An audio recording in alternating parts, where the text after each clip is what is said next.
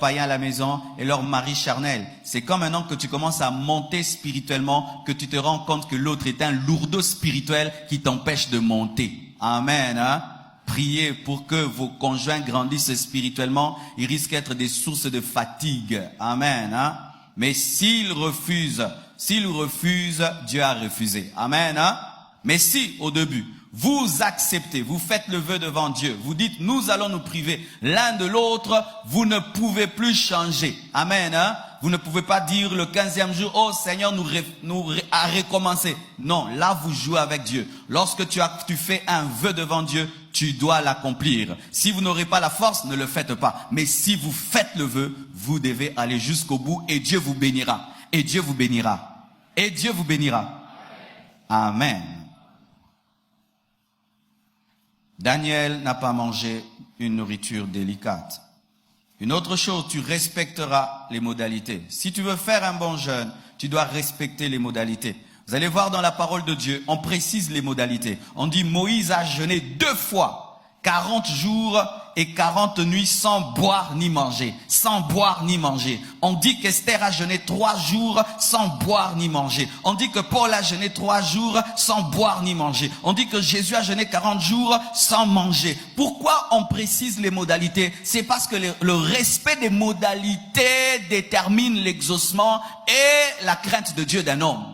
Lorsque tu dis à Dieu, je veux faire 21, c'est 21. Ce n'est pas 20, ce n'est pas 19. Lorsque tu dis à Dieu, je ne bois pas de l'eau, tu ne bois pas de l'eau. Tu ne vas pas changer l'eau en jus et tout le reste. Quand tu dis légumes, c'est légumes. Tu ne changes pas les modalités. Et lorsqu'on fait même un jeûne en communauté, le respect des modalités permet à ce que tu travailles dans l'onction corporative. Amen. Mais lorsque tu as tes propres modalités dans un jeûne communautaire, tu te sors de la bénédiction.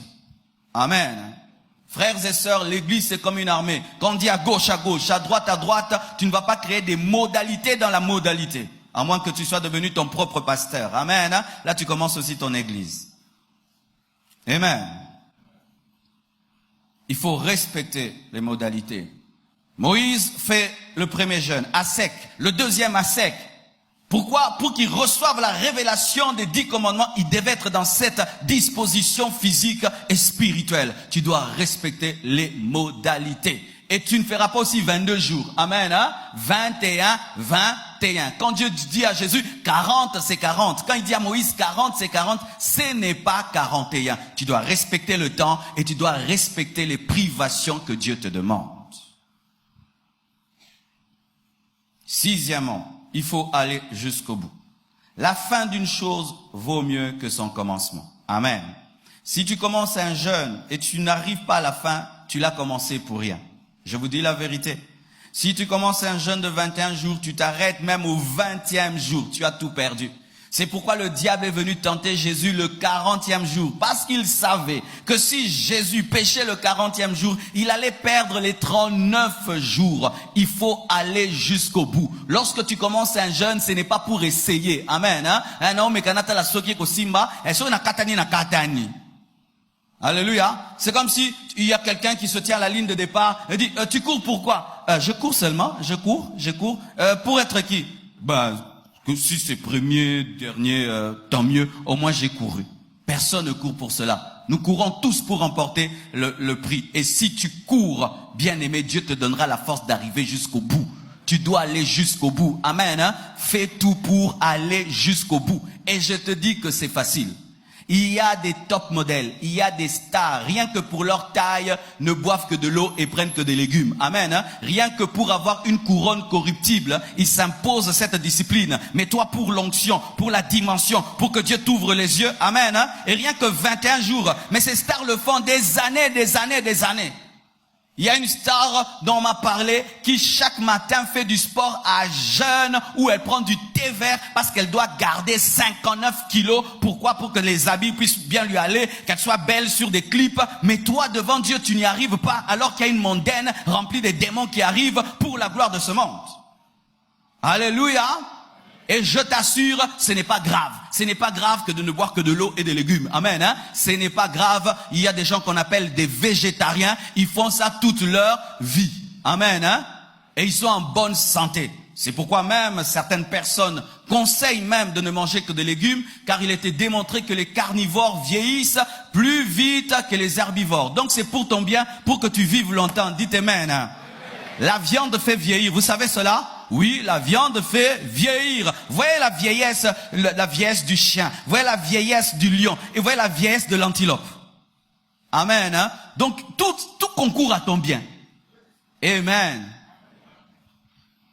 Je connais des païens qui font la détox pendant un temps, rien que pour purifier leur corps, ils jeûnent. Des païens, rien que pour eux-mêmes, il fait la détox, il veut purifier ses reins, purifier son corps, lui-même, pour lui-même. Mais pour Dieu, tu y arriveras. Tu peux aller jusqu'au bout. Amen. Tu peux aller jusqu'au bout. Si tu ne vas pas jusqu'au bout, tu as commencé en vain. Septième chose, il faut se sanctifier. Lorsque Dieu a appelé Israël pour s'approcher de la montagne, Dieu a demandé aux Juifs de laver leurs vêtements. Et nous nous approchons. De plus qu'une montagne physique, nous nous approchons du Dieu vivant. Et si eux ont lavé leurs vêtements, nous lavons nos vies. Frères, sœurs, si tu es en ce lieu et tu n'es pas décidé de te repentir de ton péché, ça sert à rien d'entrer en jeûne. Je répète, si tu es en ce lieu, tu as un péché conscient dans lequel tu vis et tu n'es pas décidé à l'abandonner, n'entre pas en jeûne. Si tu as un péché conscient dans lequel tu demeures et tu ne veux pas l'abandonner, ça ne sert à rien. Dieu ne t'exaucera pas. Dieu n'exauce pas l'estomac vide. Il exauce un homme qui est en communion avec lui. Dernièrement, une fois, quelqu'un m'appelle. Il dit, pasteur, prie pour moi. Et puis j'ai voulu prier. Dieu m'a dit, tu peux pas prier comme ça? Pose des questions. J'ai dit, maman, qu'est-ce que vous voulez? Elle dit, non, prie pour moi parce que il y a quelqu'un avec qui mon mari ne fait rien pour moi, mais il fait beaucoup pour d'autres femmes. Et j'ai voulu prier. Et Dieu m'a dit, pose la question, est-ce qu'elle est mariée? J'ai dit, tu es mariée? Non, non, on vit ensemble, mais elle m'a pas épousée. Donc, elle veut que je prie pour son copain, pour que son copain puisse lui acheter des maisons et des voitures. Amen. Hein? Il y a des gens qui pensent que Dieu est un féticheur. Le féticheur demande seulement, il te donnera. Amen. Hein? Mais Dieu, c'est pas demande seulement, il te donnera. Si tu n'es pas dans la sainteté, ne demande pas. Demande la repentance, demande la sainteté. Amen. Hein? Frère, sœur, si tu es dans un péché et tu le connais, pendant que je prêche, d'ailleurs, il est revenu dans ta pensée. Il est revenu. Tu vois ce péché-là, si tu ne l'abandonnes pas, n'entre pas en jeûne. Tu entres pour rien, ou bien peut-être tu as besoin d'un régime, perdre un peu de poids. C'est bon, tu peux perdre un peu de poids, mais ce n'est pas un jeûne, c'est un régime. Alléluia. Frères et sœurs, c'est pourquoi avant un jeûne, s'il y a des personnes dans ta vie, tu as un copain, une copine, un mari d'autrui, une femme d'autrui, vous vous séparez. Amen. Hein? Tu ne peux pas faire jeûne et impudicité, jeûne et adultère. Tu ne peux pas. Tu ne peux pas jeûne et péché. Tu ne peux pas. Et si tu le fais, tu perds ton temps. C'est pourquoi beaucoup de Congolais se plaignent. Je prie, je jeûne, je ne vois rien. Mais comment tu veux voir? Qu'est-ce que tu veux voir? Dieu n'a rien à te montrer que tes péchés. Israël, rien que pour une montagne physique se sanctifier. Et maintenant, aujourd'hui, tu veux t'approcher du Dieu vivant dans le péché. Tu dois te repentir. Et si tu n'es pas disposé à abandonner ton péché chéri, ce péché que tu n'abandonnes pas, malgré que tu pries, malgré que tu jeûnes, il te fait tomber chaque semaine. Chaque semaine, tu tombes dans ce péché. Chaque mois, tu tombes dans ce péché. L'année passée, tu es tombé dans ce péché. Au début de cette année, tu es en train de tomber dans ce péché. Et en février, tu veux prier. Bien aimé, tu dois te repentir d'abord. La première prière d'un pécheur, c'est la prière de repentance. Ce n'est pas Dieu donne-moi. Amen, hein? Si je vous dis le contraire, je suis en train de vous mentir. Amen. Tu dois te sanctifier. Huitièmement, il faut vivre dans l'amour, avant et pendant. La Bible dit, pardonne-nous nos offenses comme nous pardonnons à ceux qui nous ont offensés. Amen. Avant d'entrer dans le jeûne, tu dois pardonner. Si tu as un ennemi dans ton cœur, quelqu'un qui tu n'as pas pardonné, chaque fois que tu penses à cette personne, tu as de la haine, de la colère, Dieu ne t'exaucera pas. Tu dois pardonner. Et si tu dis, non, il m'a fait tellement de mal, j'aimerais te présenter tout le mal que tu as fait à Dieu. Si Dieu t'a pardonné tes péchés, tu dois pardonner les péchés des autres. Amen. Et si tu dis que pardonner les péchés aux autres, c'est de la faiblesse, donc Dieu est le plus faible. Alléluia. Donc Dieu est le plus faible. Un rancunier qui entre en jeûne entre en vain.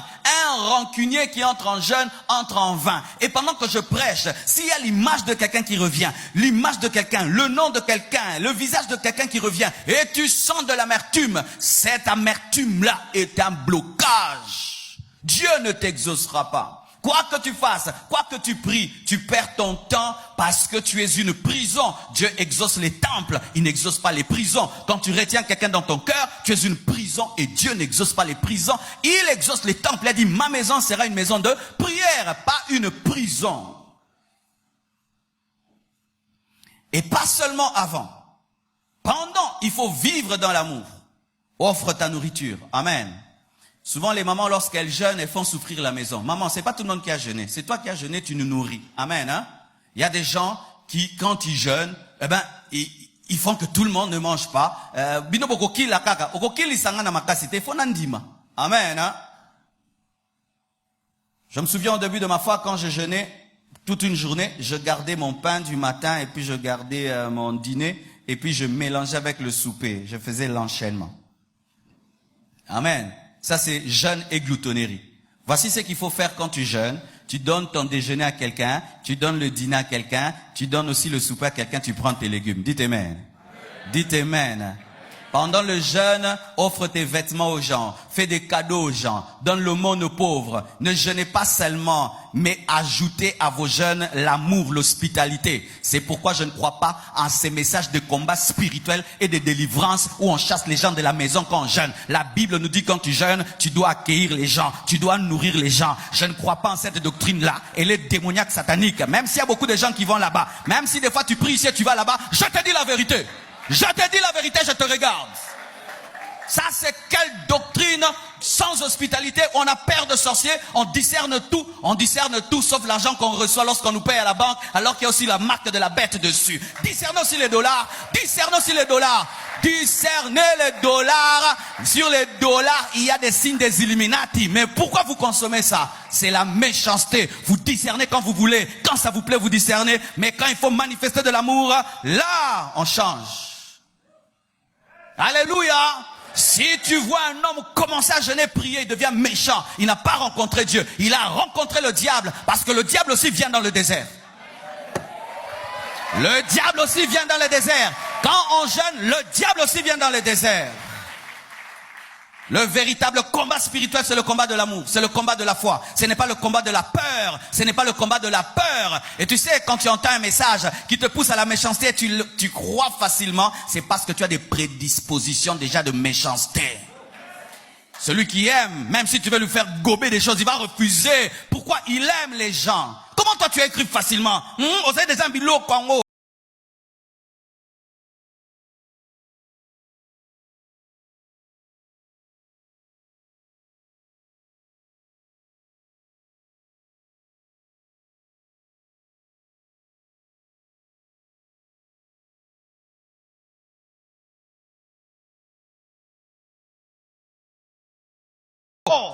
Vous avez déjà chauffant au kakandolier. Donne-moi un amen. C'est pourquoi vous jeûnez beaucoup, il n'y a rien. Comment quelqu'un peut faire un jeûne de 40 jours, il sort sans onction? 40 jours, sans onction. Obimi kandengo kota kikara. Pour kakande changer, au bébé telipé. Il y a libé là. Puis-je dire. C'est dangereux de faire un jeûne sans Dieu. Parce que si tu fais un jeûne sans Dieu, bien aimé, pour que tu récupères la taille, ce sera difficile. Mais si tu le fais avec Dieu, le Dieu à qui tu as donné, la graisse va te redonner une meilleure graisse. Mais si tu fais sans Dieu, c'est pourquoi on voit des gens plus ils jeûnent. Oh bébé. Ah, ça on a nzambe te. Mais ce qu'on s'émêle nzambe, au centuple, aussi ça on comme bogar. Oh, donne-moi un amen. Je te dis la vérité. Pendant le jeûne, aimez les gens. Aimez les gens. Alléluia. Donnez la nourriture aux gens. Pendant le jeûne, il faut éviter. Il faut garder, discipliner ta bouche. La Bible dit, je suis contre vos jeûnes parce que pendant le jeûne, vous vous querellez. Il faut veiller sur ta langue. N'insulte pas. Ne te querelle pas. Ne te dispute pas. Ne médis pas. Souvent quand on jeûne, on se garde face à la nourriture. On dit, je ne veux pas manger, je ne veux pas manger. Bien aimés frères, la bouche ne consomme pas que la nourriture. La bouche aussi consomme les médisances. Quand on a faim, souvent on devient nerveux, n'est-ce pas? Tu as mal à la tête parce que tu as faim. Et quand tu es une personne nerveuse, le diable va te tenter, il va te pousser il va pousser vers toi des personnes qui vont te blesser et te pousser à parler. Frère, talayo, frère, talayo, frère, talayo, kangmotema, frère, yo, frère, yo. Keba nangaye, zate po nazoki la nena ko répondre te, na ko maudire yo ou perdre. Alléluia. Tu vas voir ton patron te dérange, ta femme te dérange, ton mari te dérange. Les gens font des choses qui t'énervent pour seulement te sortir de tes gonds. Garde la maîtrise. Dis à ton voisin, garde la maîtrise. Et si même tu sens, tu veux dire des choses. Alléluia. Que le diable ne te vole pas l'onction, ne te vole pas l'onction. Tu n'insulteras pas et tu ne mentiras pas. Pendant le jeûne, il y a un problème, on te pose une question. Tu sens que si je dis la vérité, j'aurai des problèmes. Tu as perdu. Tu diras la vérité. Amen. Hein? Tu ne te disputeras pas. Tu n'injureras pas. Beaucoup de mamans, vous péchez dans le jeûne, vous insultez vos enfants. Tu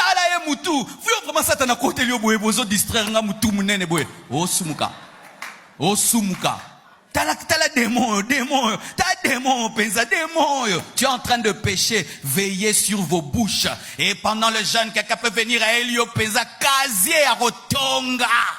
Chez Elio, oebi. Ah, biloko eza makasi fandana na yebso. Ofandi, oyebi. Tango ba, on se zobima. Quand quelqu'un vient avec des médisances, dis-lui, va-t'en, quitte ma maison. Je ne veux pas entendre ces choses et je ne participerai pas. Gardez-vous des mensonges, des injures, des médisances et des querelles.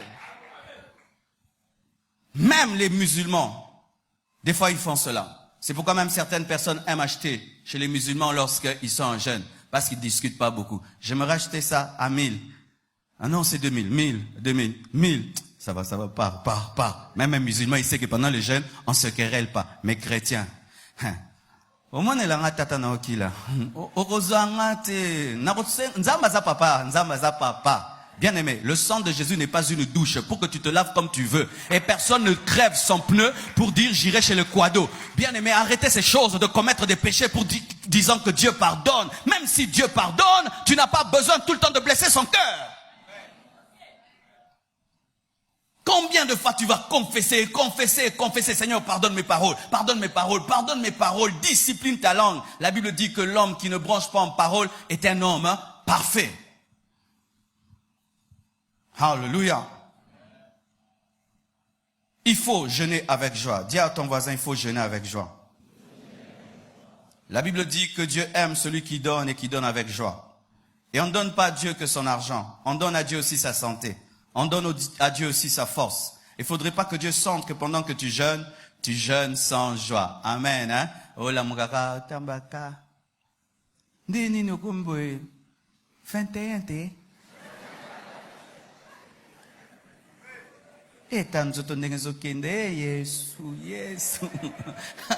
Surtout les gens qui sont déjà minces. Hein? Amen. Hein? Tu as déjà tes 50 kilos. Maintenant, on a 45. Ça.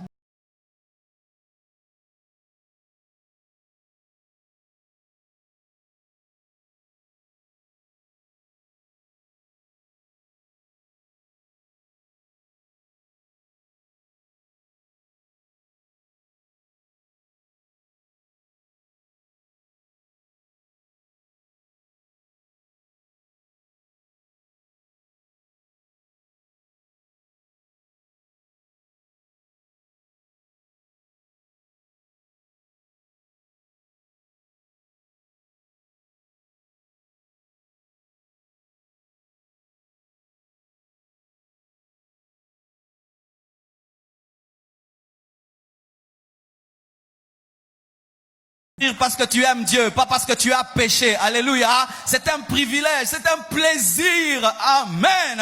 Faites-le avec joie. 11e, soyez discrets. La Bible dit que lorsque tu jeûnes, montre-la à Dieu. Parfume-toi, car c'est devant Dieu que tu le fais. Ne tombez pas dans l'orgueil spirituel. Il est vrai qu'on a pu en parler sur Internet, c'est parce que seulement on voulait que les gens jeûnent avec nous, mais ce n'est pas pour se faire voir que je suis un homme de jeûne et de prière. Amen. Hein? Tu arrives à un endroit, on ne te pose pas la question, je jeûne, je suis à la montagne. Hein? Vous savez, moi je suis à la montagne. Hein? C'est temps je mange des légumes. Qui t'a demandé? Personne, mais je mange que des légumes.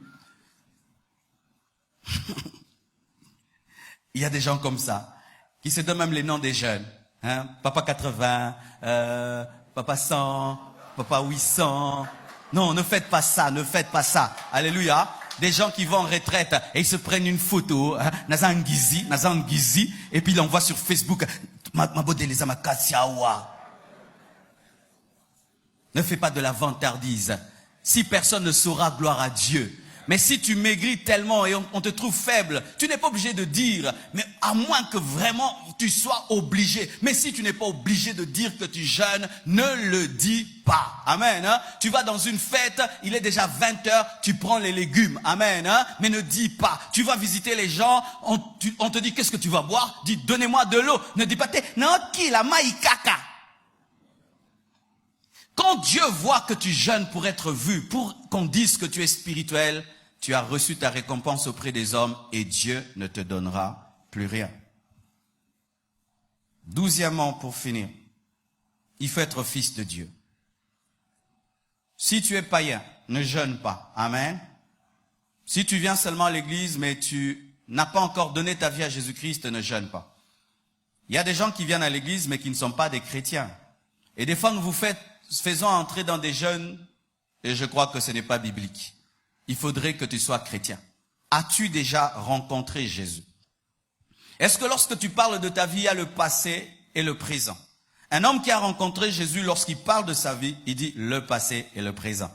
J'étais étonné pendant la fête des âmes. Il y a une sœur, grande servante de Dieu. Elle a fait un témoignage extraordinaire. Elle dit, dans le passé, je prenais de l'alcool, mais aujourd'hui, je n'en prends plus. Amen. Hein? Dans le passé, je m'habillais mal. Maintenant, je m'habille bien. Et elle est aussi bien habillée. Mais s'il n'y a pas de différence entre ton passé et ton présent, tu n'as pas donné ta vie à Jésus, et toi, tu ne jeûnes pas. Commence d'abord par recevoir Jésus avant de jeûner. La Bible dit, dites, notre Père qui es aux cieux, que ton nom soit sanctifié. Et alors dites, donne-nous le pain quotidien. Avant de dire, donne-nous le pain quotidien, tu dois dire notre Père. Si Dieu n'est pas ton Père, ne demande pas le pain quotidien.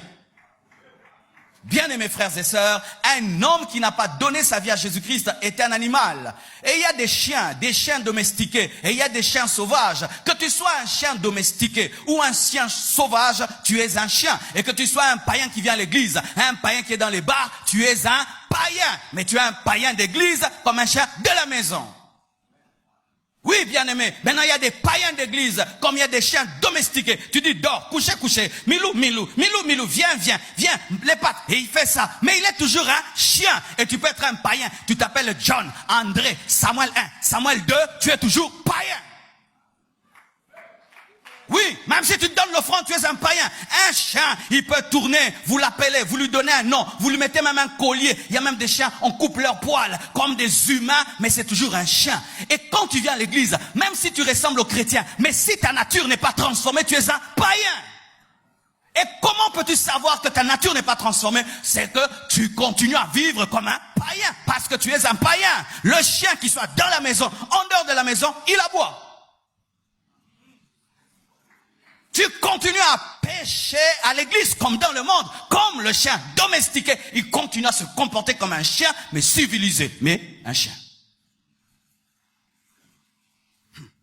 D'ailleurs, vaut mieux être un païen qui est dans les boîtes de nuit qu'être un païen dans l'église. Parce que le païen qui est dans les boîtes ne connaît pas la vérité, mais le païen de l'église, il le connaît. Et je vous dis, chaque prédication que vous entendez et que vous ne pratiquez pas, c'est un jugement au dernier jour. Le souci de Dieu pour toi, ce n'est pas que tu jeûnes, ce n'est pas que tu lui donnes ton estomac, il veut ton cœur. Le païen, Dieu n'a que faire de son estomac, il a besoin de son âme. Et si tu donnes à Dieu ton estomac sans donner ton âme, tu as fait un régime. C'est pourquoi aujourd'hui, Dieu veut que tu lui donnes ta vie.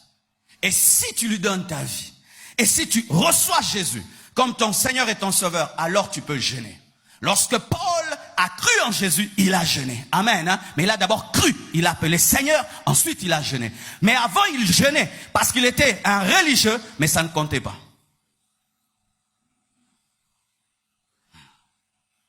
Avez-vous donné vos vies à Jésus? Êtes-vous né de nouveau, vous qui voulez entrer en jeûne? Avez-vous une relation avec Christ? Avez-vous un jour où vous pouvez dire, ce jour-là, je lui ai donné ma vie? Si on n'a pas, ne jeûne pas avec nous.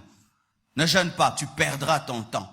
Mais il est possible, alors que tu es vivant, ce matin, de prendre une décision. Et c'est possible. Que Dieu vous bénisse abondamment.